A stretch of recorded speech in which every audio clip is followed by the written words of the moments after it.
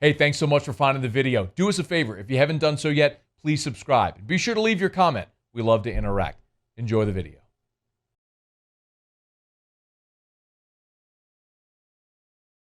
So Sean Payton met with the media, as you mentioned, just wrapped up just a few minutes ago. What, if anything, did he say about the game itself and the situation with Denver? Yeah, he just said that that's the 2020 season. He's just going to focus on what he can control. And look, they dealt with this with a positive test midweek. If you recall, a couple weeks back with Emmanuel Sanders, and they were able to get the contact tracing and were able to separate him enough and have enough players to obviously play the game. And as you recall, Detroit, there was the Michael Burton fiasco where there was a positive test late Saturday night into Sunday morning. Then they found out it was a false positive. So they know how to kind of manage these situations and navigate these situations. So here they are. It's Friday. The game plan is in, and they're just going to roll with the idea that the game is on. And he said something interesting that, there's the question of should they shift to a hard bubble, now they've entered this last part of the season. And he said, ironically, on the road, it's actually more of a hard bubble because the hotels are just them, wherever they're staying, with the exception of Las Vegas back in week 2. Every other hotel is just them. So it's actually a little bit easier for them on the road as opposed to being at home in certain situations. So they're going to go with it as planned. Saturday or Sunday at 3 o'clock, they'll play the Broncos until told otherwise.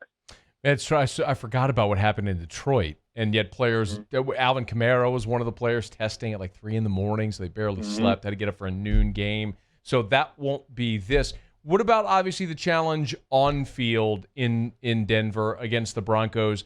Sean, it's so odd because this is a matchup that's only happened 11 times in history. Saints are 2-9 all time against Denver. What do you make of the lack of familiarity, which is such an about face from last week, where you're playing Atlanta, a team that you play twice a year, every year?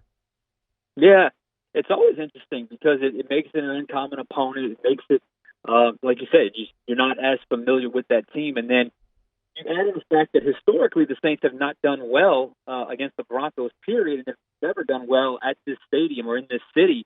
I think 1994 Christmas Eve was the only time they've ever won in Denver. So there is something to them not being, that it's an uncommon opponent to be. You're going to a very unique place to play. At the elevation, you got to be hydrated. I remember back in 2012 when I went there, how just out of breath and out of shape it felt like the Saints players were just being at the Broncos Stadium there. So it certainly is something to be mindful of. But I do think there's something you gotta be prepared for, but you can't let it overwhelm you in the preparation. It's just another factor you have to prepare for, much like anything they would do on the field. So they'll prepare for that. They said they've been hydrating all week. They didn't go up a day early. Said they're going to go up Saturday. Sean Payton said, to really get acclimated, you would need 10 days, and that's obviously not something that's doable within the NFL season. And then on the field, you're talking about a team that's been up and down, obviously, more downs than ups.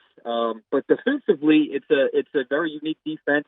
They run that 3-4. Fangio's got a strong connection to New Orleans. Coached the Dome Patrol back in the late 80s, early 90s.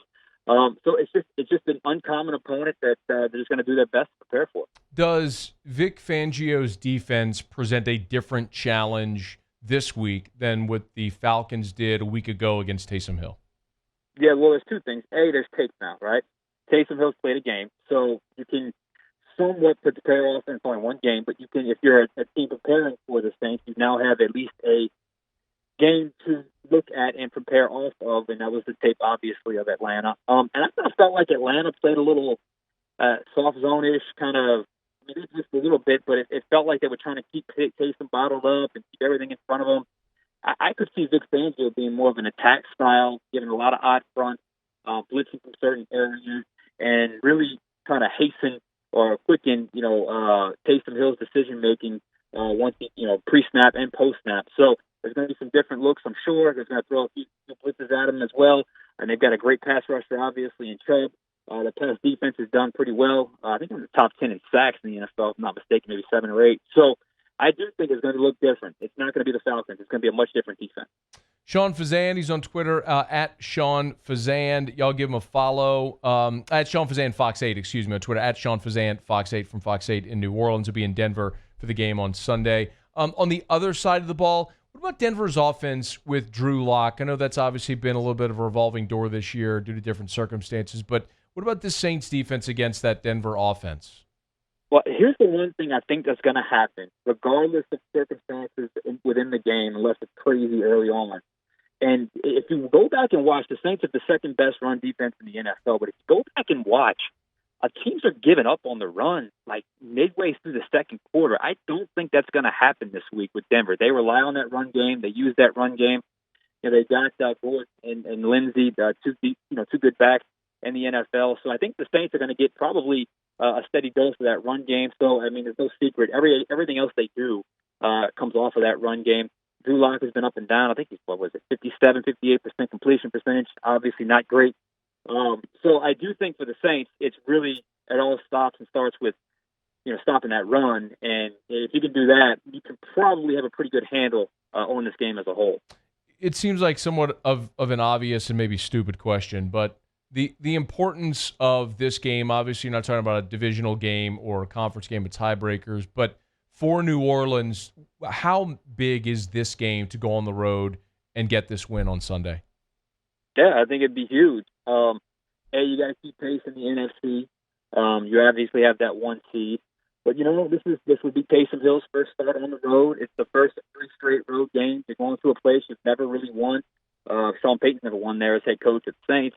So it's a unique experience. There's going to be some different factors being played up already with, I just mentioned the elevation, but also the COVID-19 situation with Denver. So there's a lot of different factors going into this game. So I think it would be huge to go in on the road, take care of business, and then get on to Atlanta next week. I think it would be, I think they're better than the Broncos, but that does not mean it's going to be an easy game. Sean, before you go, I know the Saints just 5 minutes ago or so released their latest injury report.